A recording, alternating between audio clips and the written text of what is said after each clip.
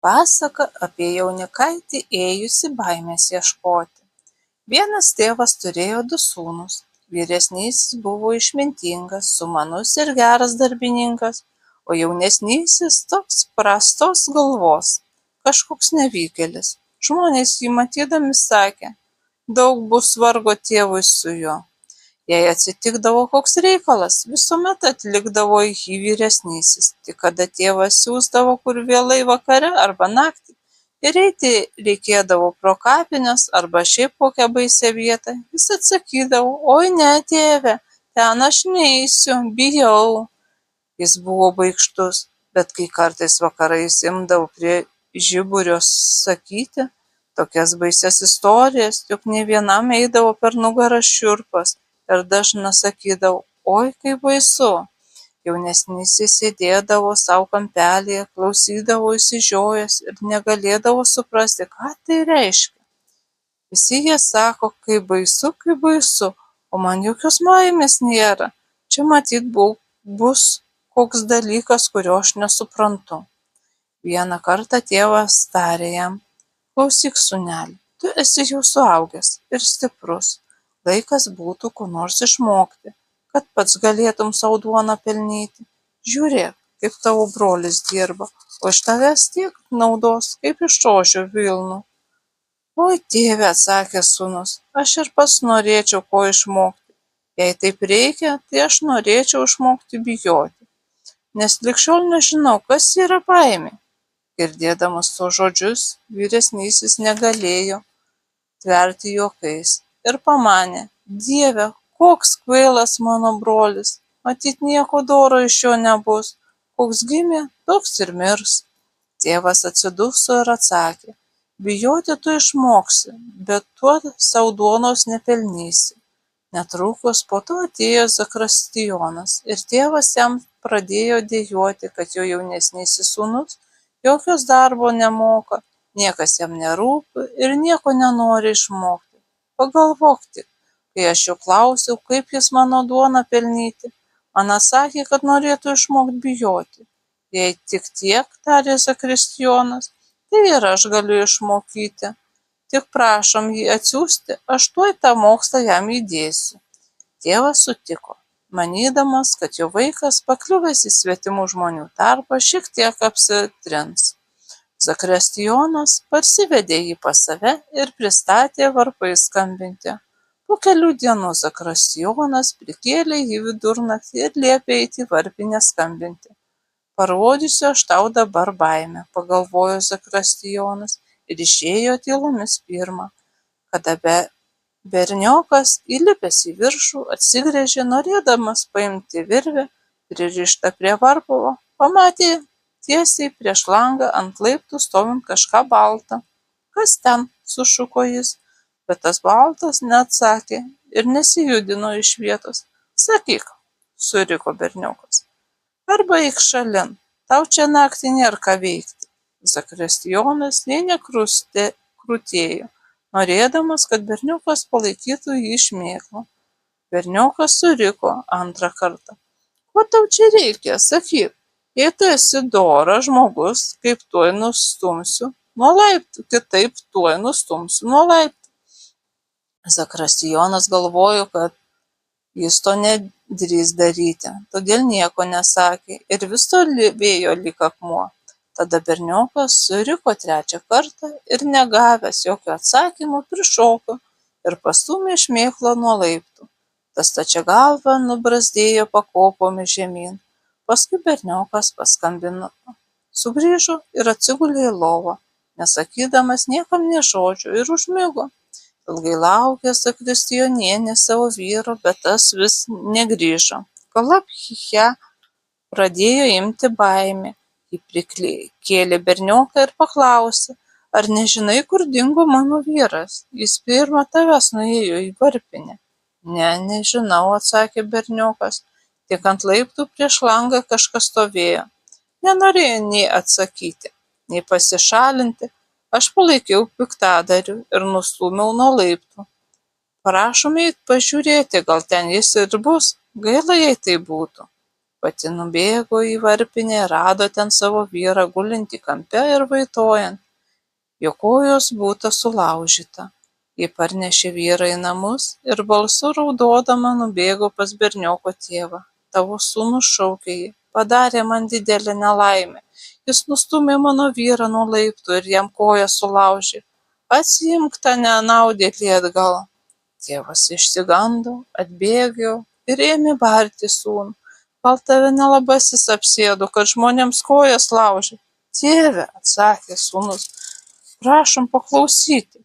Aš visai nekaltas, jis stovėjo ten naktį, kaip koks piktadarys. Aš nežinojau, kad jis yra, ir 3 kartus liepiau jam arba atsakyti, arba nueiti. O, atsakė tėvas, man vien vargas su tavim. Eik nuo manęs, kad mano akys daugiau tavęs nematytų. Gerai, tėve, su mielu noru, palauk tik išauštant. Iškeliausiu tada į platų pasaulį, išmoksiu baimės ir iš to valgysiu duoną. Mokykis, ko tik nori, atsakė tėvas. Man vis tiek, štai tau $50, eik tu su jais į visas 4 puses, bet niekur nesisakyk, iš kur esi ir kas tavo tėvas, nedaryk man gėdos. Jūsų valia, tėveli, jei iš manęs nieko daugiau nereikalauji, tai aš galiu padaryti.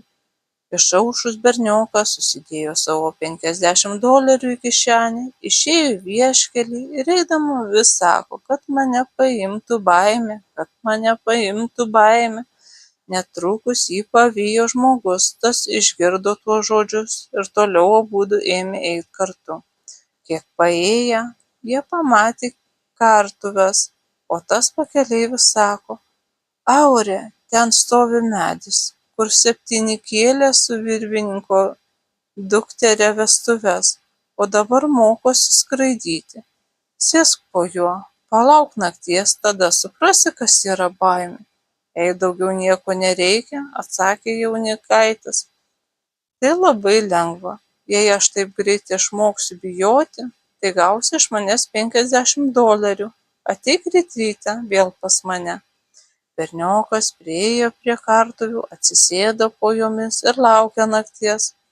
Jam pasidarė šalta ir jis susikūrė ugnį, bet vidurnaktį pakilo toks aštrus vėjas, jog jis sėdėdamas arti ugnies negalėjo sušilti. Kada vėjas pradėjo supti pakaruoklius, jis pamanė, tau šalta prie ugnies, bet kaip tiems aukštai reikia šalti ir drebėti. Vaikinas buvo geros širdies ir jam pagailo pakaruokliui. Jis pastatė kopėčias, įlipo į viršų, atraišė juos nuo kilpų ir po vienas kito nuleido visus 7 žemėn. Paskui pakursė ugnį ir aplink susodino pakaruoklius, kad galėtų jie sušilti. Bet jie sėdėjo nekrutėdami ir ugnis pradėjo siekti jų drabužius. Pasitraukit kiek toliau, kitaip aš jus vėl pakabinsiu, sušuko berniokas. Bet negyvėliai neklausė, sėdėjo tylėdami ir davė degti savo skarmalams. Jis supyko. Jei jūs patys nesisaugojat, tai aš jums nieko negaliu padėti, o su jumis degti nenoriu, pasakė jaunikaitis ir jos vėl pakorė po viens kito. Paskui jis vėl atsisėdo prie ugnies ir užmigo. Rytą atėjo pas jį vakarykštis nepažįstamas atsiimti $50 ir paklausė, o ką, dabar žinai, kas yra baimė? Ne, atsakė jis, iš kur aš žinosiu? Aurė tie, kur čia kaba, nei burnos netvėrė ir buvo tokie kvaili, jog davė degti skarmalams, deginantiems jų kūną. Nepažįstamasis suprato, kad $50 jis nematys kaip savo ausų ir nukeliavo tolyn sakydamas, tokio drąsuolio aš dar nesu matęs. Jaunikaitis nuėjo savo keliu ir pradėjo vėl savo kalbėti, o kad mane paimtų baimė, o kad mane paimtų baimė. Tuos žodžius išgirdo iš paskos vežėjas ir paklausė, kas tu esi? Nežinau, atsakė jaunikaitis. Vežėjas klausė toliau, iš kur tu esi? Nežinau. Kas tavo tėvas? to nedrįstu sakyti. Kągi tu vis kalbi pats vienas. Norėčiau, kad mane paimtų baimė, bet niekas negali manęs to išmokyti. Liaukis niekus kalbėti, atsakė vežėjas. Važiuok su manim, aš tave nuvešiu kur reikia. Jaunikaitis įsisėdo į vežėjo ratus ir vakarui privažiavo smuklę, kur jis norėjo apsinakvoti. Eidamas į vidų, vėl jis tarė balsu, o kad mane paimtų baimė. Tai išgirdęs šeimininkas nusijuokė ir tarė, jei to taip nori, čia galėsi gauti. O tylėk tu, atsiliepė šeimininkė. Kiek jau drąsuolių čia padėjo galvas. Būtų labai skaudu ir gaila, kad ir šios skaisčios akys nustotų regėti dienos šviesą.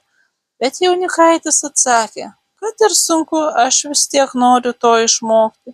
Dėl to ir iš tėvo namų išėjau.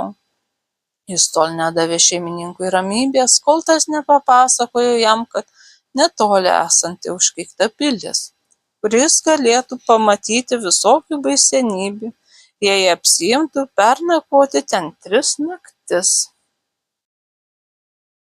Kas pernakvotų 3 naktis? Baigdamas pasakė šeimininkas, tas gautų karaliaus dukterį, gražiausią pasaulio mergaitę ir visus turtus paslėptus pilyje, lyg laiko saugomus piktų dvasių. Daug drąsuolių ėjo į pilį, bet niekas dar gyvas negrįžo iš ten. Kitą dieną berniukas nuėjo pas karalių ir sako, jei jūs leisite, aš pasiimsiu pernakvoti pilį 3 naktis. Karalius pažiūrėjo į jį, jaunikaitis jam patiko ir jis tarė, tu gali pasirinkti 3 daiktus, bet jie turi būti nedvasingi ir pasiimti su savimi pilį. Ilgai negalvodamas, jaunikaitis paprašė duoti jam ugnies, suolelį ir tekinamąsias stakles su kaltu. Karalius liepė visus tus daiktus nunešti į pilį dar su šviesa. Sulaukęs nakties, jaunikaitis nuėjo į pilį, susikūrė vienam kambarį ugnį, šalimais pastatė stakles, o pats atsisėdo ant suolelio. O kad mane paimtų baimė, tarė jis, bet ir čia matyt aš to neišmoksiu. Apie vidurnaktį jis norėjo pasidaryti dar didesnę ugnį ir pradėjo pūsti. Tik staiga iš kampo pasigirdo, miau, kaip mums šalta. Kvailas, sušuko jis, ko ten jūs miauksite, jei jums šalta, eikite prie ugnies ir pasišildykite. Vos tik tą jis pasakė, tuoj 2 juodos katės prišoko iš abiejų jo pusių ir ėmė žiūrėti į jį savo baisiomis, blizgančiomis akimis. Pasišildžiusios jos tarė, bičiuli, ar nenori pažaisti su mumis kortomis? Kodėlgi, ne, atsakė jis, tik tai pirmą. Prašom parodyti man savo letenas. Katės išleido savo nagus. Aure, tarė jis, kokie ilgi jūsų nagai? Palaukite, reikia juos apkarpyti. Jis pagriebė kates už sprando, pakėlė ant staklių ir priveržė joms letenas. Pamatęs jūsų pirštus, nebeturiu noro žaisti su jumis kortomis, pasakė jis. Užmušė kates ir išmetė pro langą į vandenį. Bet vos tik jis atsikratė nuo tų 2 kačių ir norėjo vėl atsisėsti prie ugnies, iš visų kampų pradėjo šliaužti juodos katės ir šunys su liepsnojančiomis grandinėmis. Ir juo tolyn, juo ėjo jų daugin, ir galop berniokas nebeturėjo kur dėtis. Katės ir šunys baisiai kaukė, lipo į ugnį, traukė malkas ir norėjo jas užgesinti. Valandėlę pastovėjo jaunikaitis ramiai, kol jam pakyrėjo ir paskui pagriebė savo kaltą ir pradėjo su juo švaistyti į visas puses sakydama, šalin bjaurybės. Dalis jų išsilakstė, o daugiau išmušė ir sumetė į tvenkinį. Sugrįžęs jis vėl įsipūtė ugnį ir pradėjo šildytis. Besėdint jį ėmė marinti miegas. Apsidairęs pamatė kampe didelę lovą. Priėjo ir atsigulė į ją, bet vos užsimerkė akis, lova pradėjo judėti ir lakstyti po visą pilį. Kaip malonu, tarė jis.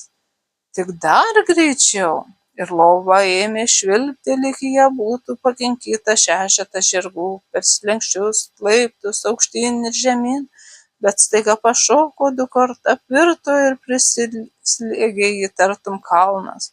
Tada jaunikaitis numetė apklotus pagalvius, išlindo iš po lovos ir tarė: tegu dabar su ja važiuoja kas nori. Atsigulė prie ugnies ir išsimiegojo iki ryto. Rytą atėjo karalius ir pamatė jį žemėje gulint, manė, kad jis jau nebegyvas, kad jį piktos dvasios nusmaugė. Gaila tokio gražaus jaunikaičio, prabilo jis. Berniokas išgirdo tos žodžius, atsikėlė ir tarė: ne, toli gražu dar ne taip. Karalius nustebo, bet apsidžiaugė ir paklausė, kaip jis praleido naktį. Puikiai, atsakė jaunikaitis. Viena naktis praėjo, praeis ir kitos 2. Ir kada jis sugrįžo pas smuklės šeimininką, šis išplėtė akis ir tarė: aš maniau, kad tavęs gyvo daugiau nebepamatysiu. O ką, ar pažinai, kas yra baimė? Ne, atsakė jaunikaitis, viskas veltui, kad kas nors galėtų man tą dalyką išaiškinti. Kitą naktį jis vėl nuėjo į pilį, atsisėdo prie ugnies ir užsitraukė savo senąją giesmę.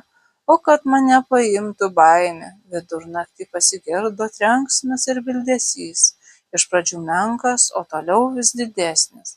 O paskui valandėlę viskas nurimo, bet staiga su dideliu riksmu per kaminą įlėkė pusė žmogaus ir nukrito priešais jaunikaitį. Ei, suriko jis, duokite antrą pusę, tos maža. Vėl subildėjo, suūžė, sušvilpė ir nuvirto antrą pusę. Palauk, tarė jis, aš tau sukursiu ugnį. Jis sukūrė ugnį, atsigręžė ir mato, kad abi pusės suaugo ir jo vietoje sėdi žilas žmogelis.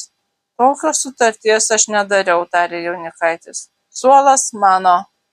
Žmogelis norėjo jį nustumti, bet jaunikaitis nepasidavė, nutėškė jį žemėn, atsisėdo savo vietoje. Tada nukrito paskui vienas kitą dar keletą žmonių. Jie paėmė 9 numirėlių kojas ir 2 kiaušinius, sustatė juos ir ėmė lyg kėgliai žaisti. Jaunikaitis norėjo irgi pažaisti ir paklausė: klausykite, ar nepriimsit manęs? Kodėl ne, jei turi pinigų? Pinigų užteks, tarė jis. Tik jūsų rutuliai nelabai apvalūs. Jis paėmė kiaušinius, išspraudė į stakles ir aptekino. Štai dabar jie geriau riedės, pasakė jis. Skelkim, kiek tik lenda. Jis pradėjo žaisti ir truputį pralaimėjo. Išmušus 12 viskas prapuolė, jis ramiai atsigulė ir užmigo. Rytą atėjus karalius ir paklausė: kaip šią naktį nakvojai?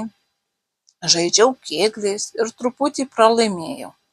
Ir tau nebuvo baisu? Kur ten, man ten linksma buvo, kad aš galėčiau pažinti, kas yra baimė. Trečią naktį vėl atsisėdo jaunikaitis ant savo suolelio ir nuliūdęs tarė, kad mane paimtų baimė. Visai sutemus ėjo 6 dideli vyrai ir įnešė grabą. Ar čia bus mano pusbrolis miręs prieš kelias dienas, tarė jis, ir pamojęs pirštu pašaukė: eikš, pusbroliukai, eikš. Vyrai pastatė grabą, berniokas prie jo, nuėmė viršų, pamatė grabe gulint numirėlį. Jis palietė jo veidą, veidas buvo šaltas kaip ledas. Palauk, aš tave sušildysiu, tarė jis, priėjo prie ugnies, pakaitino savo ranką ir pridėjo prie lavono veido, bet jis nė kiek nešilo. Jaunikaitis išėmė jį iš grabo, atsisėdo prie ugnies, pasidėjo numirėlį ant kelių ir ėmė trinti jam rankas, kad pradėtų kraujas vaikščioti. Bet kai tas nepadėjo, atėjo jam staiga į galvą, kad sušildyti galima atsigulus kartu į lovą. Todėl nieko negaišdamas nunešė numirėlį į savo lovą, gerai apglostė ir pats atsigulė greta. Netrukus numirėlis sušilo ir pradėjo krutėti. Nu taip, bičiuli, aš tave sušildžiau, tarė jaunikaitis, bet numirėlis staiga pakilo ir sušuko: dabar aš tave pasmaugsiu. Ką? taip tu man dėkoji? Lįsk vėl į grabą. Jis pagriebė numirėlį, grūdo į grabą ir užvožė. Vėl atėjo 6 vyrai ir išnešė numirėlį. Jokia baimė manęs neima, tarė jis. Čia niekados aš neišmoksiu. Tuo tarpu atėjo dar aukštesni už anuos vyrus ir baisus senis su ilga žila barzda. A tu varvanosi, sušuko jis. Tu greit žinosi, kas yra baimė, nes tuoj turi mirti. Neskubėk, atsakė jaunikaitis. Jei man priėjo mirtis, tai nuo jos nepabėgsi. Aš tave pamokysiu, tarė ilgabarzis. Tylėk, nesigirk pirmą laiko. Aš tiek pat stiprus kaip ir tu, jei ne daugiau. Pamatysime, tarė senis. Jei pasirodys, kad tu stipresnis už mane, aš tave paliksiu gyvą. Eikime, pamėginkime. Tamsiais tarpusieniais atvedė jį į kalvę. Čia pagriebė kirvį ir vienu smūgiu įvarė priekaltą į žemę. Aš galiu dar geriau parodyti, atsakė jaunikaitis ir priėjo prie kito priekalo. Senis sustojo priešais, norėjo pažiūrėti ir atkišo savo ilgą barzdą per priekalą. Jaunikaitis čiupo kirvį, vienu smūgiu praskėlė priekalą ir sužnybo seniui barzdą. Štai tu mano rankose, tarė jaunikaitis, dabar tau galas. Jis paėmė geležinę lazdą ir tol mušė senį, kol tas pradėjo rėkti, prašydamas dovanoti, žadėdamas jam didelius turtus. Jaunikaitis ištraukė kirvį ir paleido senį. Senis nuvedė jį į pilį, parodė pogrindį 3 skrynias pilnas aukso. Viena skrynia pavargėliams, tarė jis, antra karaliui, o 3 tau. Tuo laiku išmušė 12 ir dvasia išnyko, o jaunikaitis liko patamsyje.